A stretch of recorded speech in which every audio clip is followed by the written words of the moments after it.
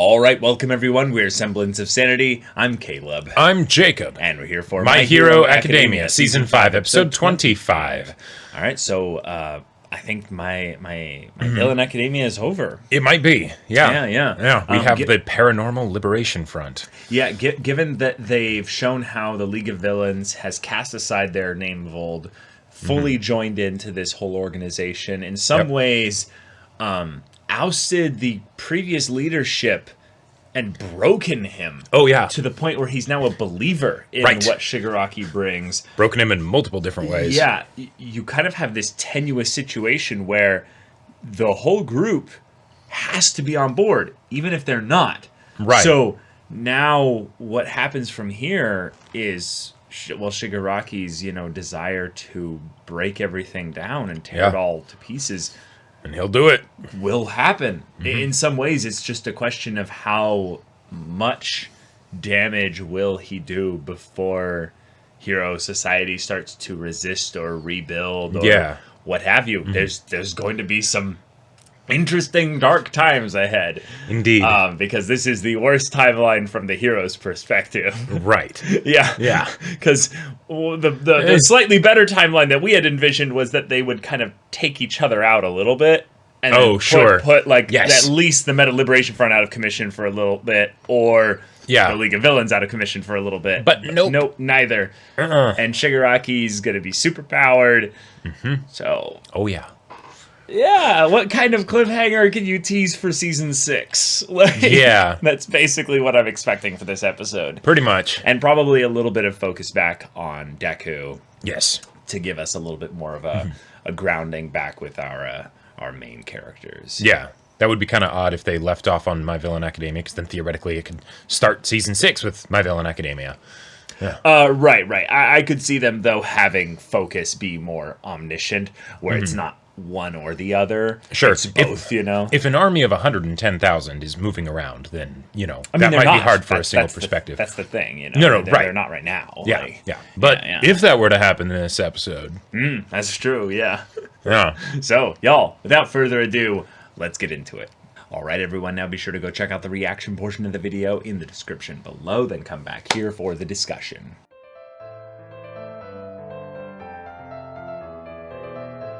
All right. Okay. So we tied all the threads back together. We have met at a singular point. The students are going to be soon going into finals and spring break and all that stuff, and then going into their second year.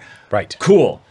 And we have now confirmed from Hawks that a couple things did very much happen. Well, one, our boy Best Genius was delivered over. Yeah.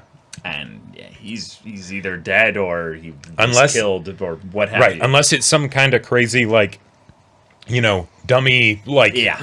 mannequin, quirk shenanigans or something like that. Yeah, but we talked about that whole thing. Why that doesn't work. Because then there's no reason for him, if he's coordinating with Genus, there's no reason for him to say, that's too bad, and pull out the sword all menacingly when he's the only one around with him. Right. Yeah, he would have tried to reason with him. Anyway, next thing, though, is that given that we have now the full picture of what Shigaraki's going to be going through, and that period of time will basically mean a delay on any kind of activity for the Paranormal Liberation Front on the grand side of things. Yes. Like X Day, apparently. We have a 4-month buffer from then. Right.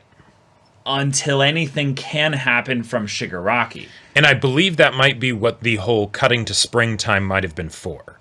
Is the, because when we left off with the students after the hot pot, dinner and all that stuff, it was, all right, it's cold. When it starts warming up, we'll be second years, right? And then after the credits, we see it all warm, cherry blossoms everywhere. Yeah, but that was 3 months. That was not the full 4 months. They said they said we still have 3 more months. That was Ida's whole thing. So even with that time skip, it still puts them then a month. Yeah, potentially. And that might be why they're attacking now, because I could totally see it being something where they're doing this because of Hawks' information. It's like, all right, preemptive strike kind of a thing. But yeah, and it might be a thing of where they're like, oh, this isn't them trying to take out the entire Paranormal Liberation Front, but it's them basically saying, hey, heroes have been kind of quiet, and it would be kind of weird if the heroes didn't know anything about what they were doing. So by showing the heroes doing something, maybe it makes them a little bit more confident if they go and attack something that isn't the full, that doesn't reveal they have the full picture. And then they're more confident of, oh, okay, the heroes are focused on this. Cool. So our big plan is still a go. We don't need to change the day or anything at the last second to avoid any kind of spies or any kind of stuff like that. And one of the things that's kind of tough when you're dealing with a potential war, preemptive strike, war, is that if you don't know who the enemy is, what makes you think they won't be expecting the attack? Like, because if you have an operation that's like let's say they get a lot of heroes together, right? Like 1,000, right? Which is nowhere even close. Unprecedented, and yet that's a drop in the bucket compared to an army of 110,000. And all it would take is one person, just a person that's in there, to just slip the information. Now, granted, that it did seem like it was also hidden from the students. It's just, we're all doing something on the same day at the same place. Right. Huh. Yeah. That's why I think that this is not in time with X Day. This is more training, but also a real, like, an attack on a villain, like, thing of some kind. So what they can do is use this as a way to reinforce that the heroes don't really know about X Day to those that are inside of Hero Society that are working for the Paranormal Liberation Front. Yeah, that makes sense, right? Do a bunch of things and not necessarily tell people why you're doing it, and then there will be like the 3 people that know that, okay, we're getting information from Hawks. Right. We need to start doing these specific things as a way to respond. And these can be dummy practices for the real ones, so that when they've done like their 7th one of these, the Paranormal Liberation Front is like, oh, they're doing another one. Okay, well, this is common practice, Yeah. They know that we exist, right? Like, okay, yeah, that's no big deal. That's no big deal. Yeah. Yeah, we've been passing out the flyers and books. Right, and exactly. stuff. That's nothing. That's nothing. Even with an army, like with the manipulation of the media and things like that, you don't completely make an army of 110,000 disappear. Like, again, there is no army of 110,000 that's been like displayed, so it doesn't need to disappear. Yes, that is an excellent point. They're just citizens and heroes and random people right now. Right? Yeah. What are you talking about? Army? No. Yeah. There's no visual anything that anyone has seen about some kind of army. So that's the crazy part right here, is that when this comes down to a war, these training exercises, as they get more and more obvious in what their real purpose is, it will be almost impossible, though, for the intelligence, for the Paranormal Liberation Front to not get suspicious. Yeah. Like, they will start to look at this and go, okay, they know something's coming. Right. But they might not know details. But we should start maybe getting a little bit more suspicious of those that are close. Yeah. In the same way that they probably are as well. Yep. So Hawks. Suddenly some heat starts getting put under him. Yeah, I was going to say, Icarus, you need to be very careful here. This is a dark sun, and it is very easy to think it's not burning hot, but it burns just as hot as the real one, so be careful. Yep. But I gotta say, that whole bit with just them having a party and everything, that was really sweet. Like, this show has a very big cast of characters.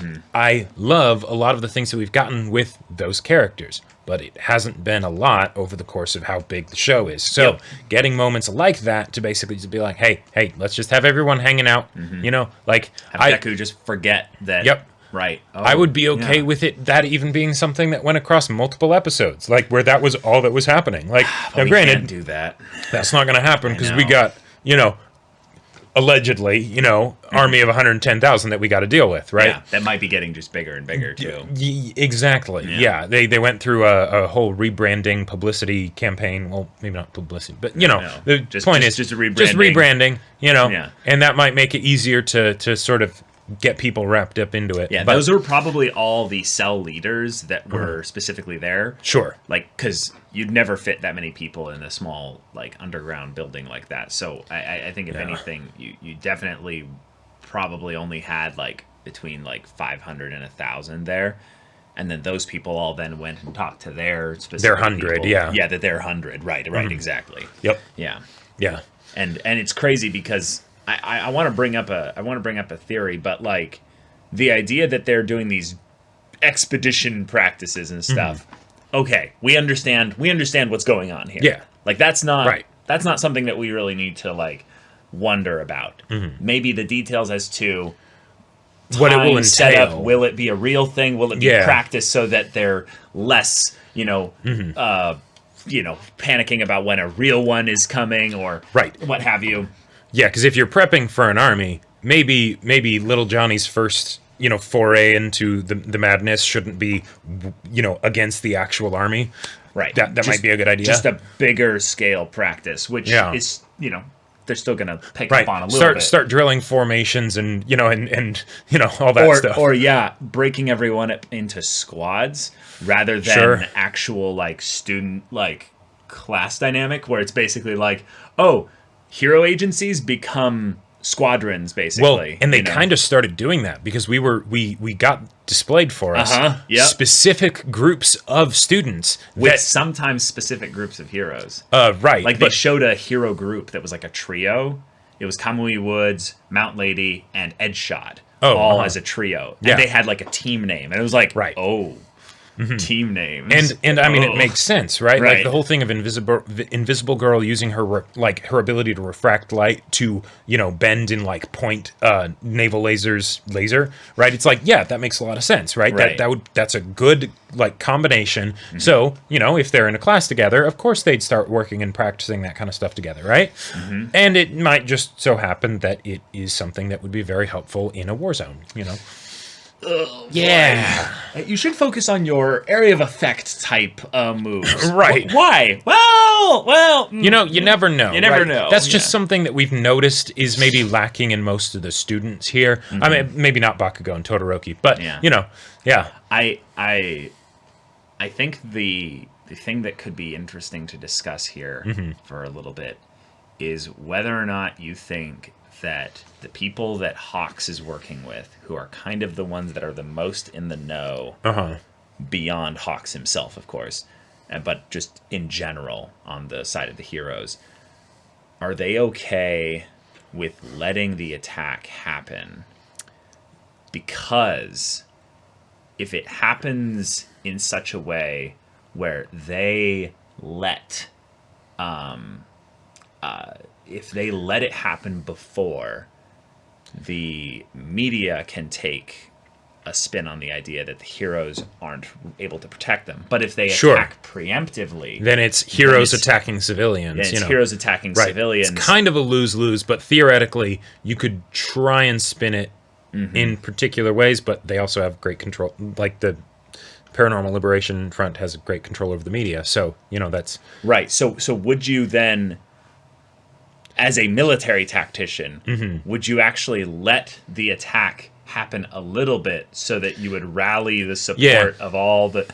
Like, this is getting into some dark shit here, basically. Basically, with the way things are set up, especially with that whole bit with Best Jeanist, there is no doubt in my mind that the moral quandary question, that's a question for the students. Yes, that's not a question for the people in charge, right? Yeah. Because Hawks' mission is simple, right?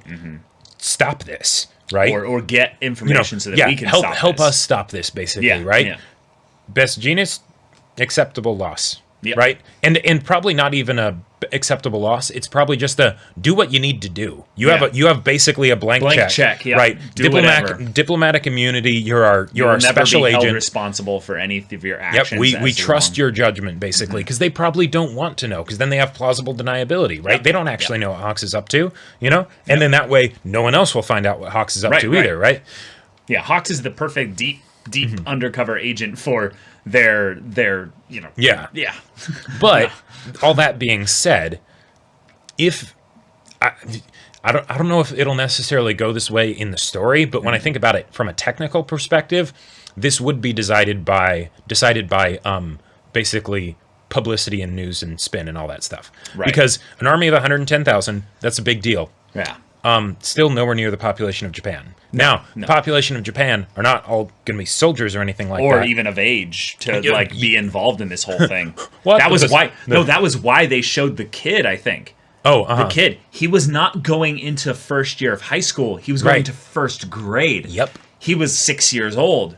So that means that this is the example of a young kid that might grow up in an age of war, or in an age of chaotic uncertainty as villains are on the rise. It's the idea that this kid might never know really the symbol of peace. Like he might never really know what that was like. Yep.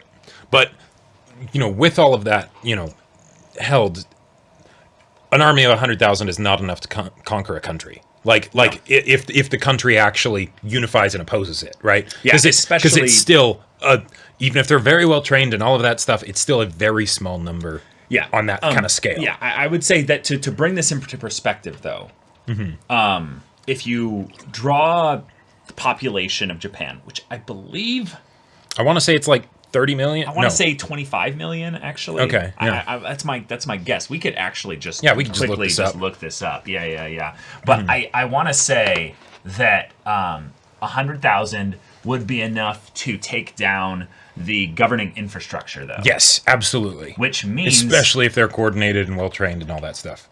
Yeah. Oh my God. Oh no, not even close. 125. That was also a couple of years ago. Yeah, so I'm gonna say that in the nine figures is the point. Yeah, I'm gonna say that it's much bigger than that. But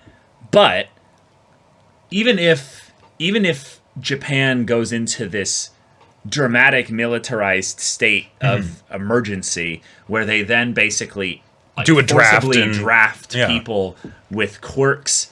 This is where it gets weird. Oh yeah, is that it doesn't really matter whether or not the Paranormal Liberation Front's attack or incident works. It's the idea that once it happens, it changes the playing field. Well, it could break the playing field, because what happens then is heroes might not become heroes anymore. Yeah. But they might become leaders of the enlisted. Right. Which gets really weird, because once you've militarized at that level, let's say the Paranormal Liberation Front is defeated in like 6 months. Sure. Like, let's say they do their whole thing, but then they get beaten, and then they go all underground. They reveal themselves, and then it's just pockets of resistance, whatever. Right. Yeah. But let's follow this to the logical conclusion. Let's say they get beaten. They're not going to have 110,000 of them that get captured or imprisoned. Right. What's going to happen is that a percentage of them, that is less than 100%, probably less than 50% even, probably closer to like 30%, and then they'll realize that they're losing, and they'll all disappear and pretend like, nope, I was never a part of that. Nope. And then what will happen is the government will realize, one, there were 110,000 dissidents out there. Yep. That had anti-establishment tendencies. That were trained. They were trained. 3, the public is scared of them, so we can basically make any executive action we want in order to stop this threat. And in fact, they would probably feel that they have to with a threat that large. Yes, but the crazy thing is that rather than doing things the way the Paranormal Liberation Front did in recruiting them, which is propaganda paraphernalia and kind of selling them on a message. Let's not sell the government short. They'd probably do that too. No. That's what society is, Jacob. No, I know. That's literally what. Anyway. Yeah. So we'd finally get our X-Men arc. Right. They'd be like, who among us is the ones that need to be discovered? And then it would be government versus civilians, and rights would be thrown completely out the window. Yeah. And in some ways, the heroes would again realize that we might be in the wrong place again. Are we gonna let this happen a second time? Right. Like it's like this is headed in a bad direction. No matter what happens with the Paranormal Liberation Front, right? Even if they lose, it almost doesn't matter because of how much damage they'll do. Yeah, it's that whole thing of like there are no victors in war. Nope. There are survivors, but yes, but there are no victors, right? And I love how because MHA as a series goes into kind of the societal implications of suddenly people have quirks and whatnot. Right.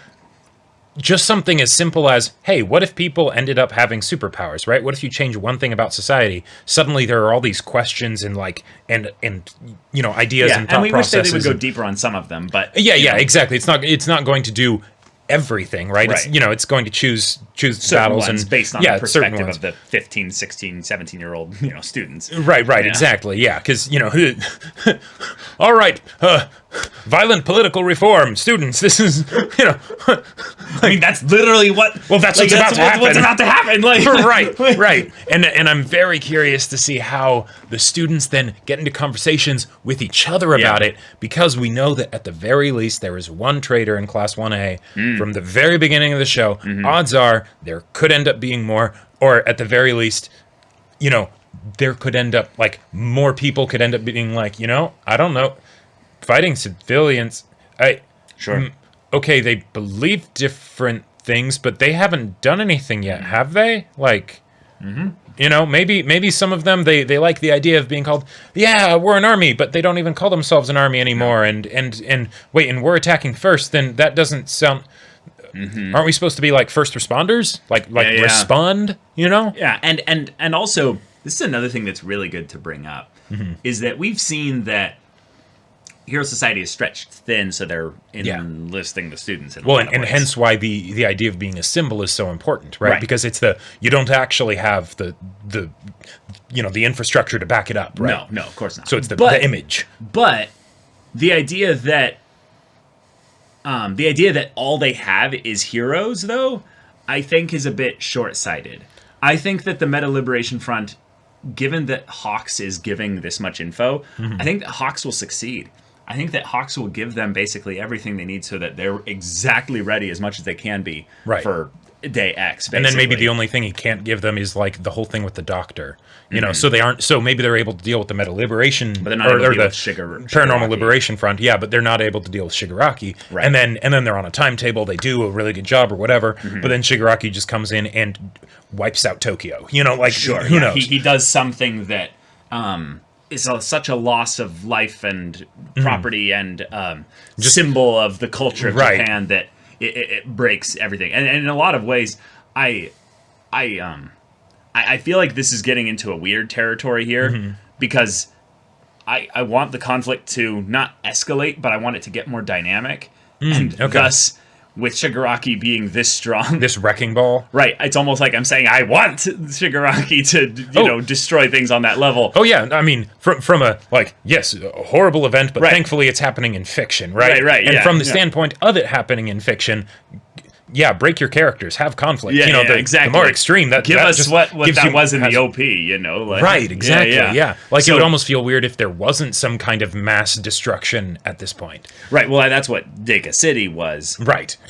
But we could get. But that was that was two opposing forces that really were having a squabble. Yeah. It wasn't that this wasn't what their ideology revolved around or anything like that. It's just they didn't get along. They had an argument and it wrecked a city. Yeah, right? There was an ice guy that did more damage than Shigaraki. Yeah, exactly, right? But what happens when it's okay, now you take those two forces, they're working together. Oh, and this is their objective, right? It's not just a casual thing they do on a Saturday, right? Not to take away from Dig City, that was it wasn't casual by any means, right? But they'll be stationed everywhere. They will be bringing their A game for this. Yeah. So yeah. Okay. Well, I just say I really liked the stuff with All Might and Aizawa. Yeah, that was really sweet. I really liked the way Aizawa was kind of a bit, giving them cold shoulder, kind of stiff arm, kind of just, hey, buddy, you don't realize how much you're spurring people on by being here. So sit up straight.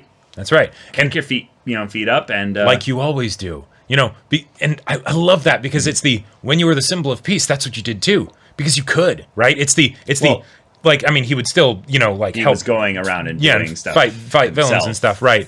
But it's also the thing of because he was such an effective symbol, there was also this idea of, yeah, villains, what are you going to do? I'm here, you know, right? Everything is just fine, right? Now, well, he's not, you know, everything is not just fine, right? He's not doing that, but hey, you've done your time basically, right? You've set up these students, you've taught them really well. Now they're carrying the torch, not just in Deku's case in that literal way, but, you know, the next generation will go on. Yeah. My point was more that he's actually got stuff that he can do. So be here, put yourself out for them, and continue spurring them on by your presence here. You don't need to actually do anything extremely active in the hero sense in order to spur people on. Right. In some ways, you still are someone like that symbol, if you will. Not exactly that, but someone like that to a lot of the students here because of how, well, not just impressionable they were, but the fact that they just grew up. They lived their whole lives in the age of All Might, basically. Right. Yep. So that's going to last a long time after you're gone, so to speak, as a hero. Right. But we're moving into a new time where things will be different. Right. And especially given since they very much like teased out even more the Dobby Endeavor stuff. Endeavor's time might not be long for this world either. Like we saw that kid with the Endeavor plushie, so there's a very good chance that, you know, that plushie won't have as much meaning Yeah. very soon. Yeah. But, or it might have a lot of meaning. Right, exactly, yeah. Japan's flame has gone out. You know? But I loved that stuff that they did with All Might because it totally makes sense, right? If the ways that he's helping now are not the ways that he's used to of physically fighting villains, then yeah, he'd absolutely go through an identity crisis of like, oh, you know, do I really need to be around? Yeah. You know? But yes, you do.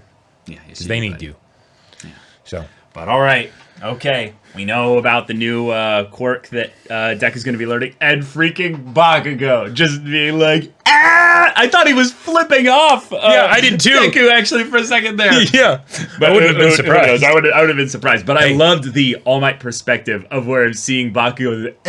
Because that re-emphasized a lot that Bakugo is really messing with Deku, and that is normal. That is their normal. He's actually trying to be like, come on, buddy, catch up, get faster. Why are you slowing down? You know? Get good, scrub. Yeah, exactly. Yeah.